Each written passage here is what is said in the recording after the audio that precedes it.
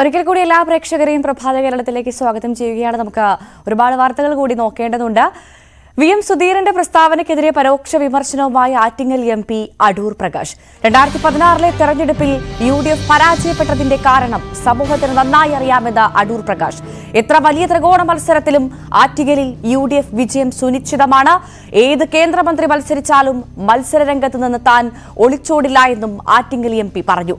Voter പട്ടികയിൽ 1,72,000 വ്യാജ വോട്ടുകൾ തിരികെ കയറ്റിയതിന്റെ രേഖകൾ തെരഞ്ഞെടുപ്പ് കമ്മീഷന് കൈമാറിയിട്ടുണ്ട്. ആറ്റിങ്ങലിൽ 29 വർഷം ഇടതുപക്ഷം ജയിച്ചത് വ്യാജ വോട്ടിന്റെ പിൻഫലത്തിലാണെന്നും അടൂർ പ്രകാശ് ന്യൂസ് 18നോട്.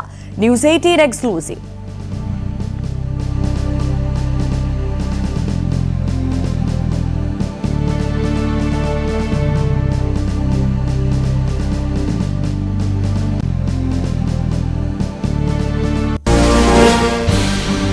ലോക്സഭാ തെരഞ്ഞെടുപ്പിന് മാസങ്ങൾ മാത്രം ബാക്കി നിൽക്കെ രാഷ്ട്രീയ കേരളം തെരഞ്ഞെടുപ്പ് ആവേശത്തിലേക്ക് കടക്കുകയാണ്. LDF-നും UDF-നും ഒപ്പം ശക്തമായ മത്സരം കാഴ്ചവെക്കാനുള്ള നീക്കത്തിലാണ് BJP-യും. അതിൽ തന്നെ BJP പ്രധാനമായും മത്സരരംഗത്ത് ഉണ്ടാകുമെന്ന് അറിയിച്ചിരിക്കുന്ന ഒരു സ്ഥലമാണ് ആറ്റിങ്ങൽ ലോക്സഭാ മണ്ഡലം. ആറ്റിങ്ങലിലെ നിലവിലെ MP അടൂർ പ്രകാശ്, അദ്ദേഹം UDF-ന്റെ പ്രതിനിധിയാണ്, ന്യൂസ് 18നോടൊപ്പം ചേരുന്നു. വലിയ തരത്തിലുള്ള മത്സരം കാഴ്ചവെച്ചാണ് ആറ്റിങ്ങൽ കഴിഞ്ഞ തവണ കോൺഗ്രസ് പിടിച്ചെടുത്തത്. ഇത്തവണ കേന്ദ്രമന്ത്രി V മുരളീധരൻ ഒരുപക്ഷെ അവിടെ മത്സരിച്ചേക്കുമെന്ന തരത്തിലുള്ള വിവരങ്ങളാണ് പുറത്തുവരുന്നത്. എങ്ങനെയായിരിക്കും താങ്കൾ ഇത്തവണത്തെ ലോക്സഭാ തെരഞ്ഞെടുപ്പിനെ ആറ്റിങ്ങൽ മണ്ഡലത്തിൽ നോക്കിക്കാണുന്നത്? തെരഞ്ഞെടുപ്പാകുമ്പോൾ ആ തെരഞ്ഞെടുപ്പിന് വേണ്ട പ്രവർത്തനങ്ങൾ എല്ലാം നടത്തേണ്ടതായിട്ട് വരും. അങ്ങനെ പ്രവർത്തനങ്ങൾ നടത്തിയെങ്കിൽ മാത്രമേ തെരഞ്ഞെടുപ്പിൽ വിജയിക്കാൻ പറ്റൂ. അതിപ്പോ ഒരു കേന്ദ്രമന്ത്രി വരുന്നു, അദ്ദേഹം ഇവിടെ മത്സരിക്കുന്നു എന്നുള്ളതിന്റെ പേരിൽ ഭയപ്പെട്ട് ഓടുന്ന ഒരു വ്യക്തിയല്ല അടൂർ പ്രകാശ്. കാരണം ഒരുപാട് തെരഞ്ഞെടുപ്പിൽ മത്സരിക്കാനുള്ളൊരു വലിയ ഭാഗ്യം എന്റെ പാർട്ടി എനിക്ക് തരികയുണ്ടായി. ഞാൻ നിയമസഭാ തെരഞ്ഞെടുപ്പിൽ 5 പ്രാവശ്യം കോന്നി എന്ന് പറയുന്ന മലയോര മേഖലയിൽ മത്സരിച്ച് നല്ല വിജയം കൈവരിക്കാനുള്ള അവസരം എനിക്ക് ലഭിച്ചതാണ്. അതിനുശേഷമാണ് എന്റെ പാർട്ടി എന്നോട് ആവശ്യപ്പെട്ടു ആറ്റിങ്ങൽ പാർലമെന്റിൽ മത്സരിക്കണം എന്നോട് ആവശ്യപ്പെടുകയുണ്ടായി. ആവശ്യപ്പെട്ടതനുസരിച്ചാണ് ഞാൻ ഇവിടെ വന്ന് മത്സരിക്കാൻ വേണ്ടി ഇവിടെ എത്തിച്ചേർന്നത്. പക്ഷെ ഇവിടെ ഉള്ള ഒരു കാര്യം എനിക്ക് മനസ്സിലാക്കാൻ കഴിഞ്ഞത്, ഇവിടെ കള്ളവോട്ടിന്റെ ഒരു കേന്ദ്രമായി മാറിയിരിക്കുകയാണ്. ഈ കഴിഞ്ഞ ഏതാണ്ട് 29 വർഷക്കാലം ഇവിടെ പ്രതിനിധാനം ചെയ്തിരുന്നത് CPM. ആ CPM-ന്റെ പ്രതിനിധി എങ്ങനെ വിജയിച്ചു എന്ന് ചോദിച്ചാൽ അത് കള്ളവോട്ടിന്റെ ബേസിൽ മാത്രമാണ് വിജയം കൈവരിക്കാൻ കഴിഞ്ഞിട്ടുള്ളത് എന്ന് ഈ കഴിഞ്ഞ തെരഞ്ഞെടുപ്പിൽ അത് തെളിയിച്ചു കൊടുക്കാൻ കഴിയും. അങ്ങനെയാണെങ്കിൽ ഈ കള്ളവോട്ട് ആണ് ഈ ഇത്രയധികം നാളുകൾ, ഏതാണ്ട് 2 ദശാബ്ദത്തിലധികം തുടർച്ചയായി ഇടതുപക്ഷത്തെ അവിടെ വിജയത്തിലേക്ക് നയിച്ചതെങ്കിൽ അത് ചൂണ്ടിക്കാണിക്കുന്നതിൽ നേരത്തെ കോൺഗ്രസിന് പരാജയം സംഭവിച്ചു എന്നല്ലേ താങ്കൾ പരോക്ഷമായി പറഞ്ഞു വെക്കുന്നത്? അല്ല, അതിനകത്ത് അല്പം ബുദ്ധി പ്രയോഗിച്ച് കാര്യങ്ങൾ പരിശോധന നടത്തേണ്ടിയിരുന്നു. ആ പരിശോധന ഉണ്ടായോ ഇല്ലയോ എന്ന്, മുൻകാലങ്ങളിൽ ഉണ്ടായോ ഇല്ലയോ എന്നതിനെക്കുറിച്ച് ഞാനിപ്പോൾ തൽക്കാലം അതിന് മറുപടി പറയുന്നില്ല. പക്ഷേ ഞാനിവിടെ വന്ന് മത്സരിക്കുന്ന അവസരത്തിൽ എന്റെ പരിശോധനയിൽ എനിക്ക് കണ്ടെത്താൻ കഴിഞ്ഞത് 1,14,000 വോട്ടുകൾ കഴിഞ്ഞ തെരഞ്ഞെടുപ്പിൽ ബോഗസ് വോട്ടായി ഈ വോട്ടേഴ്സ് ലിസ്റ്റിൽ ഉണ്ട്. 1,14,000 വോട്ടുകൾ.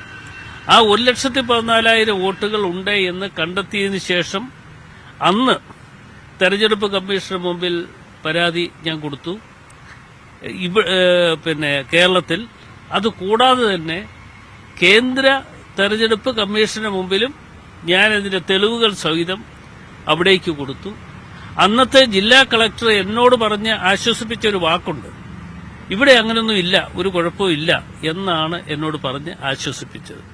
ഞാൻ അപ്പോഴും അവരോട് പറഞ്ഞു, ഉണ്ടോ ഇല്ലയോ എന്നതിനെക്കുറിച്ച് ഞാൻ തർക്കിക്കുന്നില്ല, പക്ഷേ എന്റെ കണ്ടെത്തലനുസരിച്ച് ഇവിടെ ഡബിൾ വോട്ടിംഗ്, അതുപോലെ തന്നെ ഒരേ ആൾക്ക് തന്നെ 3-4 ഇടങ്ങളിൽ വോട്ടുള്ള സ്ഥലങ്ങളുണ്ട്, അത് പരിശോധിക്കേണ്ടതായിട്ടുണ്ട് എന്ന് കേന്ദ്ര ഇലക്ഷൻ കമ്മീഷനോട് ഞാൻ പരാതി കൊടുത്തു കഴിഞ്ഞപ്പോൾ അവിടെ നിന്ന് കളക്ടർക്ക് ഒരു നിർദ്ദേശം കിട്ടി, ഈ സ്ഥാനാർത്ഥി പറഞ്ഞത് ശരിയാണ്, അതുകൊണ്ട് അതിന് നടപടികൾ ഉണ്ടാകേണ്ടി വരും എന്ന് അറിയിച്ചതനുസരിച്ച് അവർ പറഞ്ഞു കള്ളവോട്ട് ചെയ്യാൻ ആരെങ്കിലും കടന്നു വന്നാൽ അതിന്റേതായ ശിക്ഷാ നടപടികൾ സ്വീകരിക്കും എന്ന് അവർ പ്രഖ്യാപിക്കേണ്ടതായി വന്നു. അല്ല, അത് അവിടെ നിൽക്കുമ്പോൾ തന്നെ പ്രധാനമായും പ്രത്യേകിച്ച് പുനഃസംഘടനയുമായി ബന്ധപ്പെട്ടൊക്കെ കോൺഗ്രസിനുള്ളിൽ ഉരുത്തിരിഞ്ഞിരിക്കുന്ന വലിയ തർക്കങ്ങളൊക്കെയുണ്ട്. അത് ആറ്റിങ്ങൽ ഏതെങ്കിലും തരത്തിൽ താങ്കളുടെ വിജയ പ്രതീക്ഷകൾക്ക് വെല്ലുവിളിയാകുമെന്ന് കരുതുന്നുണ്ടോ? ഞാൻ അങ്ങനെ ആ തരത്തിലൊന്നും കോൺഗ്രസ് പ്രവർത്തകരെ സംബന്ധിച്ച് ഭിന്നിപ്പ് നടത്തിക്കൊണ്ട് ആ ഭിന്നിപ്പിലൂടെ ഇവിടെ എന്തെങ്കിലും നേട്ടങ്ങൾ കൈവരിക്കാൻ കഴിയും എന്ന് വിശ്വസിക്കുന്ന ഒരാളല്ല ഞാൻ. കോൺഗ്രസിനകത്ത് കോൺഗ്രസ് ഒരു ജനാധിപത്യ സംഘടനയാണ്. ആ ജനാധിപത്യ സംഘടന എന്നുള്ളതിൽ കോൺഗ്രസിനെ സംബന്ധിച്ചിടത്തോളം അല്പസ്വല്പം അഭിപ്രായ ഭിന്നതകൾ എല്ലാ അവസരങ്ങളിലും ഉണ്ടാകും. ഒരു തെരഞ്ഞെടുപ്പ് വരുമ്പോൾ മാത്രം ഉണ്ടാകുന്ന ഒരു അവസരങ്ങളല്ല, ആ അവസരങ്ങളെക്കാൾ ഉപരിയായി എല്ലാ തെരഞ്ഞെടുപ്പിലും ഉണ്ടാകും.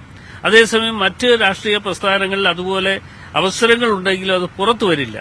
കോൺഗ്രസ് ആവുമ്പോൾ ജനാധിപത്യ സംഘടന എന്നുള്ള നിലയിൽ അത് പൊട്ടിത്തെറിച്ചുകൊണ്ട് ആളുകൾ അത് പറയുന്നു എന്നുള്ളത് ഒരു യാഥാർത്ഥ്യമാണ്. ഞാൻ പറഞ്ഞു വന്നൊന്ന് പൂർത്തീകരിക്കട്ടെ.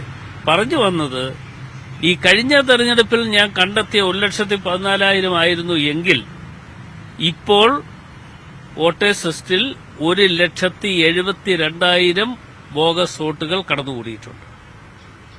ഒന്നും രണ്ടുമല്ല, 1,72,000 വോട്ടുകൾ ഇപ്പോൾ കടന്നുകൂടിയിരിക്കുകയാണ്. അല്ല, ഈ ഇരട്ട വോട്ട് ഇതിനെതിരെ ഏതെങ്കിലും തരത്തിലുള്ള പരാതി താങ്കൾ ഗുരുതരമായ ഒരു ആരോപണമാണല്ലോ ഉന്നയിക്കുന്നത്? അങ്ങനെയാണ് ഞാൻ ഗുരുതരമായ ആരോപണം ഉന്നയിക്കുന്നത് വെറുതെ ഉന്നയിക്കുന്നതല്ല.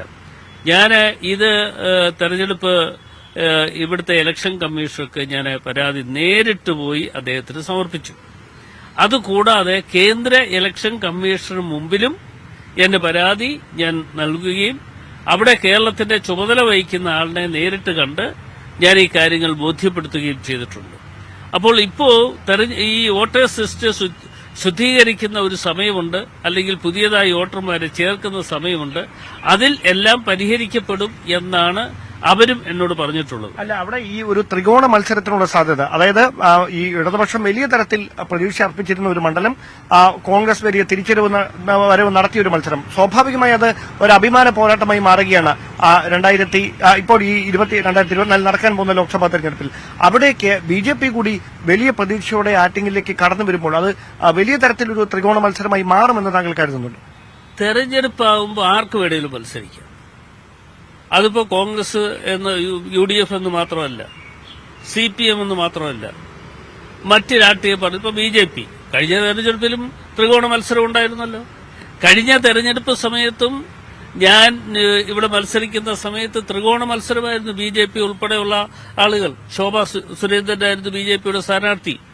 പക്ഷേ ഇപ്പോൾ ഞാൻ മനസ്സിലാക്കിയത് ഈ പറയുന്ന കേന്ദ്രമന്ത്രി തന്നെ നേരിട്ട് വന്ന് ഇവിടെ മത്സരിക്കാൻ. അല്ല, അവരുടെ സംഘടനാ സംവിധാനം ശോഭാ സുരേന്ദ്രൻ മത്സരിച്ചപ്പോൾ ഉണ്ടായതുപോലല്ല, കുറച്ചുകൂടി അടിത്തറ ശക്തമാണിപ്പോൾ. അത് കൃത്യമായ ആസൂത്രണത്തോടെ തെരഞ്ഞെടുപ്പ് മുന്നിൽ കണ്ടുകൊണ്ട് അങ്ങനെ അടിത്തറ ശക്തമാക്കുകയാണ് എന്ന വിലയിരുത്തലുകളൊക്കെയാണ് വന്നുകൊണ്ടിരിക്കുന്നത്. അതാണ് ഞാൻ എടുത്ത് ചോദിച്ചത്. അല്ല, അതിപ്പോ ഇവിടെ തെരഞ്ഞെടുപ്പിൽ ആർക്കും മത്സരിക്കാം.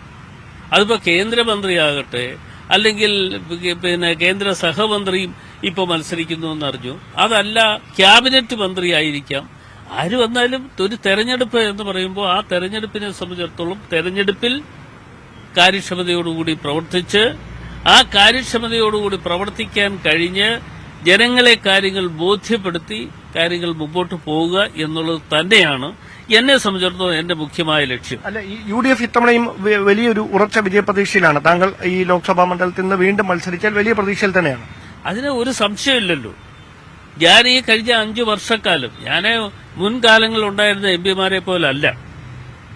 പല ആളുകളും ഞാൻ തെരഞ്ഞെടുപ്പിൽ മത്സരിച്ച് ജയിച്ചു കഴിഞ്ഞപ്പോൾ ആളുകളുടെ മുമ്പിൽ ചെന്നപ്പോൾ അവരെന്നോട് ചോദിച്ച ഒരു ചോദ്യമുണ്ട്, ഇനി എന്നാണ് കാണാൻ കഴിയുക? ഇപ്പോൾ ഉള്ള പ്രശ്നം എന്താ അറിയുക, ഇപ്പോൾ എല്ലാ ദിവസങ്ങളും അവരെന്നെ കണ്ട് അവർക്ക് ഒന്ന് മാറി നിന്നാൽ എന്താ എന്നുള്ള തരത്തിലേക്ക്. കാര്യം അതുപോലെ ഞാൻ എല്ലാ ദിവസങ്ങളിലും ഈ നിയോജകമണ്ഡലത്തിന്റെ ഓരോ മേഖലയിലും ഇപ്പൊ ഒന്നിച്ച് ഒരു ഈ നിയോജകമണ്ഡലത്തിന്റെ കിടപ്പനുസരിച്ച് ഒരു ദിവസം കൊണ്ട് ഓടിയെത്താൻ പറ്റുന്നതല്ല. അങ്ങനെ ഓടിയെത്താൻ കഴിയുന്ന ഒരു ഭൂപ്രകൃതിയല്ല ആറ്റിങ്ങൽ പാർലമെന്റ് നിയോജകമണ്ഡലത്തിലുള്ളത്. അതുകൊണ്ട് ഞാൻ പരമാവധി സ്ഥലങ്ങൾ ഓടിയെത്തി ജനങ്ങളുമായി ബന്ധപ്പെട്ടുകൊണ്ട് അവരുടെ പ്രശ്നങ്ങളുമായി ഒക്കെ ബന്ധപ്പെട്ടുകൊണ്ട് ഞാൻ അതിന് ഇടപെടാറുണ്ട്. ഇടപെടുക മാത്രമല്ല, ഒരു MP എന്നുള്ള നിലയിൽ ചെയ്യാൻ പറ്റുന്ന പരമാവധി കാര്യങ്ങൾ ഈ നാടിന് വേണ്ടി ചെയ്യാനും ഞാൻ നേതൃത്വം കൊടുത്തു. ഒരു കാര്യം കൂടെ അറിയേണ്ടതുണ്ട്. കഴിഞ്ഞ ദിവസമാണ് KPCC നേതൃയോഗം കഴിഞ്ഞത്. അതിന് തൊട്ടു പിന്നാലെ VM സുധീരൻ ഈ നേതൃത്വത്തെ മുഴുവൻ രൂക്ഷമായി വിമർശിക്കുന്ന ഒരു സമീപനം. അദ്ദേഹം നേരത്തെ KPCC അധ്യക്ഷൻ കൂടിയാണ്. അദ്ദേഹം അത്തരം ഒരു ശൈലി സ്വീകരിച്ചത് പാർട്ടി ഇങ്ങനൊരു തെരഞ്ഞെടുപ്പിനെ നേരിടുന്ന പശ്ചാത്തലത്തിൽ ഉചിതമായ ഒരു കാര്യമാണ് എന്ന് അടൂർ പ്രകാശിന് കരുതാൻ കഴിയും. അതിപ്പോ ഞാന് VM സുധീരനും സുധാകരനും അല്ലെങ്കിൽ അവർ ഉന്നത തലങ്ങളിലുള്ള നേതാക്കന്മാരാണ്.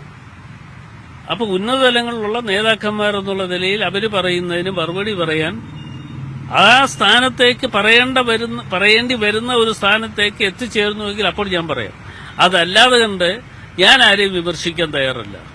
പക്ഷേ ഇവിടെ 2016 ശ്രീ ഉമ്മൻചാണ്ടിയുടെ നേതൃത്വത്തിലുള്ള ഗവൺമെന്റ് ഇവിടെ ഭരണം നടത്തുന്ന അവസരത്തിൽ അത് 2016 തെരഞ്ഞെടുപ്പ് വന്നപ്പോൾ എങ്ങനെ UDFന് നഷ്ടപ്പെട്ടു എന്ന് കേരളത്തിലെ മുഴുവൻ ജനങ്ങൾക്കും അറിയാം. അത് കേരളത്തിലെ ജനങ്ങൾ വിലയിരുത്തും.